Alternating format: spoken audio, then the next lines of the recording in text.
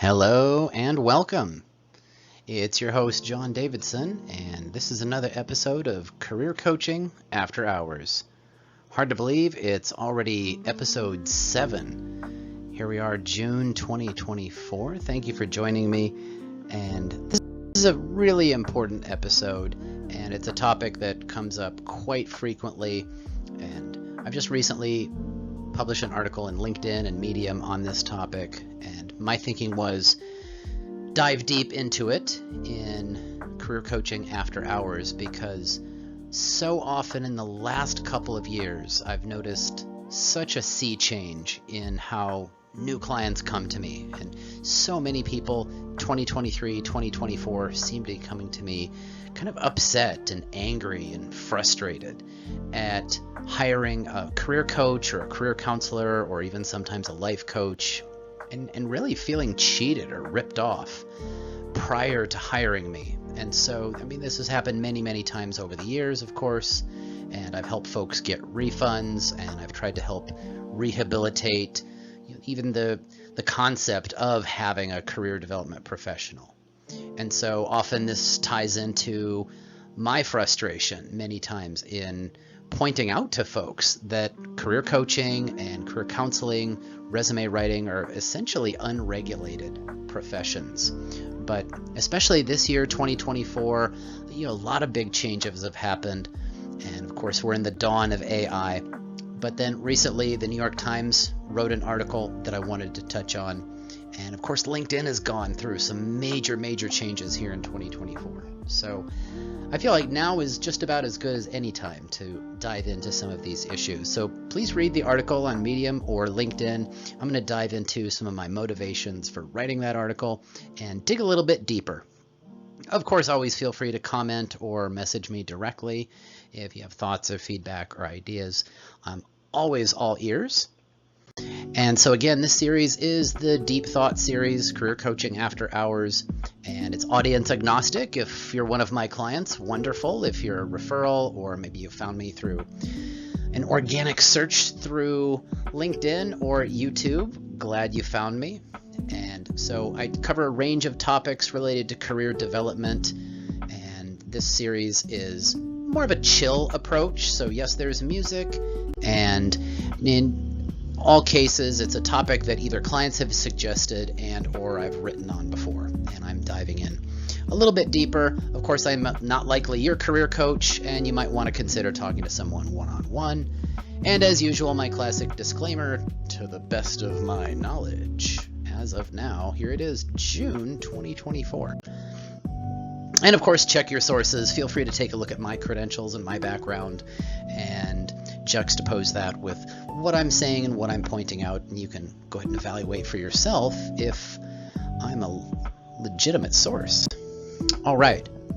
So as I point out in the article, one of the things that really pushed me over the edge to do a bigger article on this, and of course the YouTube episode, is this article that came out in the New York Times earlier this month in June. And I thought it was great and somewhat rare. And maybe I've just missed the last time that the New York Times really dove into some of these issues, whether it be life coaching or resume writing and some of the scams that are associated with this. So great article there. It's tagged in the article, my article, and in the links there. But it's really this kind of interesting concept of folks who may initially have sought out a life coach, maybe in the hopes of changing their career, perhaps, and then were essentially elbowed or nudged into becoming a life coach in a way, kind of this pyramid scheme, almost this Ponzi scheme kind of concept. And so again, I appreciate the New York Times diving into this, because I don't see a whole lot of this out in the world. There's an article from the Wall Street Journal that I've quoted years and years, for years and years, related to if you're going to hire somebody to help you with your career, maybe hire someone who actually has some real hiring experience. So it's great to see what I would consider some of the vaunted publications, trusted publications, kind of dive into some of these issues. And you'll see some really interesting points in here, and I think you'll see it right there in this screen grab. is really anyone can claim the title of life coach, career coach, and arguably even career counselor and resume writer. And someone like me with my background and credentials, certainly that rubs me the wrong way once in a while, especially when I have to undo the damage. When someone comes to me who has been ripped off or cheated or burned by, essentially an alleged career coach or career counselor.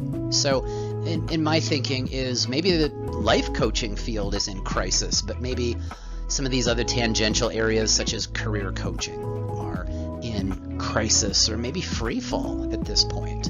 And so to be clear, I don't hold myself out as a life coach. I never have. Sometimes I do get swept up in Google results or Yelp results where I, as a career coach, career counselor, resume writer, sometimes get swept up in that. So to be clear, I'm not a life coach. I'm not quite sure who's qualified to be called one. But yeah, please take a look at my articles there. That might provide a little bit more context. Certainly I don't want to read through those, but I didn't want those articles to come across as simply me complaining or me whining or this kind of Jeremiad of just a long litany of complaints. But like I say, what I've noticed 2023, 2024 is quite a seismic shift. It just seems more humans that come to me, prospective clients or new clients, what have you, are getting single, double, or triple gut punched. And so I've noticed in my first bullet here, more folks coming to me angry, legitimately angry after getting scammed or burned, cheated, what have you, by an alleged career coach or what I call a robo-coach. Maybe they signed up for some kind of a program, or maybe there was a chat bot associated with it, or an app, or some kind of a program, quote unquote, that they thought that they were purchasing and it didn't turn out to provide what they needed. Or your classic resume mills, where services alleged to provide resume services and a lot of folks have no idea who they've actually worked with. So I've dealt with resume mills, many, many times. Like I say, I've helped folks get refunds many times over the years from sites that do a lot of advertising. Top Resume, for example, is quite a common one where folks come to me and they feel a bit ripped off or burned. Bullet 2, you'll see there, maybe not a completely tangential issue, but more folks coming to me who are outright willing to lie on their resume. And whether that perhaps is because they've seen congressmen perhaps fib on their resume, or maybe high-ranking officials at major universities finally getting called out for plagiarism. It seems like there's this more audacity than ever. And so quite literally this year, 2024, I had to fire a client who wanted to claim that they had a project management professional, PMP certification, and I wasn't going to risk my reputation there. And so I find that really disturbing. And this third category is what I call kind of that double or triple gut punch, where folks either try to use AI or ChatGPT to build a resume or a LinkedIn profile from scratch and not finding too much success, or worse yet, hiring some agency or alleged professional who then just turned around and used ChatGPT to write their new resume or their new LinkedIn profile, and they feel maybe doubly cheated. Or maybe have been told by a career coach or a career counselor that all of the answers lie in AI or ChatGPT land.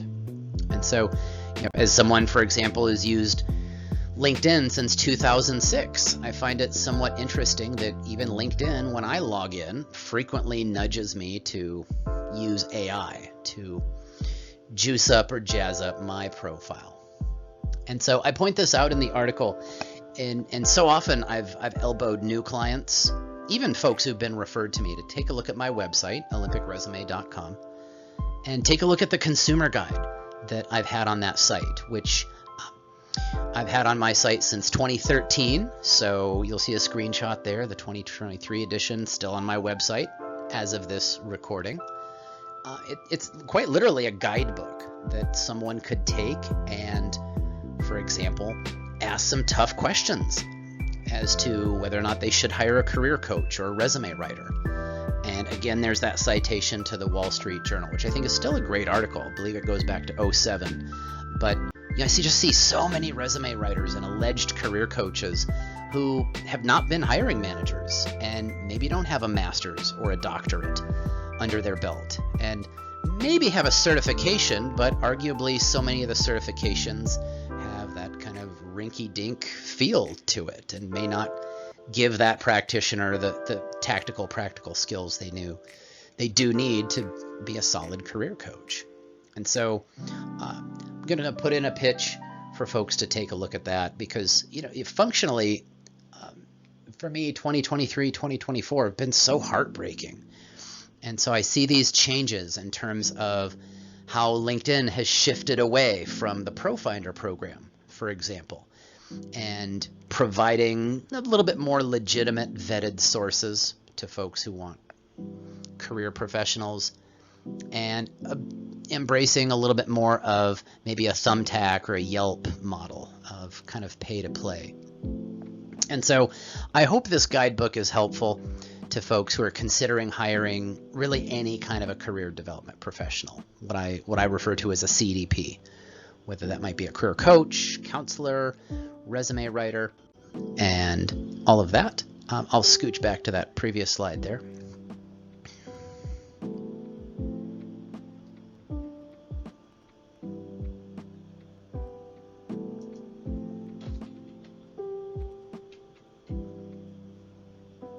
In just a moment. All right. But as I mentioned in the article, there's kind of this interesting dialogue that often happens.